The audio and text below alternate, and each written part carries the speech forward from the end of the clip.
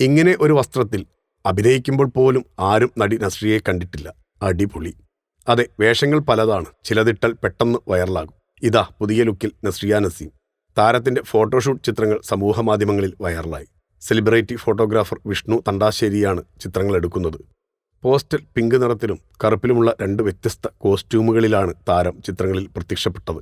വനിതയ്ക്ക് വേണ്ടിയായിരുന്നു താരത്തിന്റെ make over photoshoot. ഇതാദ്യമായാണ് ഇത്തരത്തിലൊരു ലുക്കിൽ താരം ഒരു ഫോട്ടോഷൂട്ട് നടത്തുന്നത്. വേറിട്ട ലുക്കിൽ താരത്തെ കണ്ടതിന്റെ ആകാംക്ഷ ആരാധകരും മറച്ചുവെച്ചില്ല. പലരും അവരുടെ കൗതുകവും സന്തോഷവും കമന്റുകളായി രേഖപ്പെടുത്തി.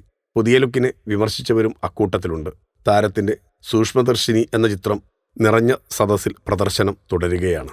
4 വർഷത്തെ ഇടവേളയ്ക്ക് ശേഷമാണ് നസ്രിയ ഒരു മലയാള ചിത്രത്തിൽ അഭിനയിക്കുന്നത്. മികച്ച പ്രതികരണമാണ് ചിത്രത്തിന് ലഭിക്കുന്നത്. സിനിമയിൽ ഒരു കുഞ്ഞിന്റെ അമ്മയായാണ് നസ്രിയ എത്തുന്നത്. തന്റെ ചുറ്റുപാടുകളെ സസൂക്ഷ്മം നിരീക്ഷിക്കുന്ന മിടുക്കിയായ വീട്ടമ്മയാണ് നസ്രിയ. അവരുടെ കഥാപാത്രത്തിന്റെ പേര് പ്രിയദർശിനി.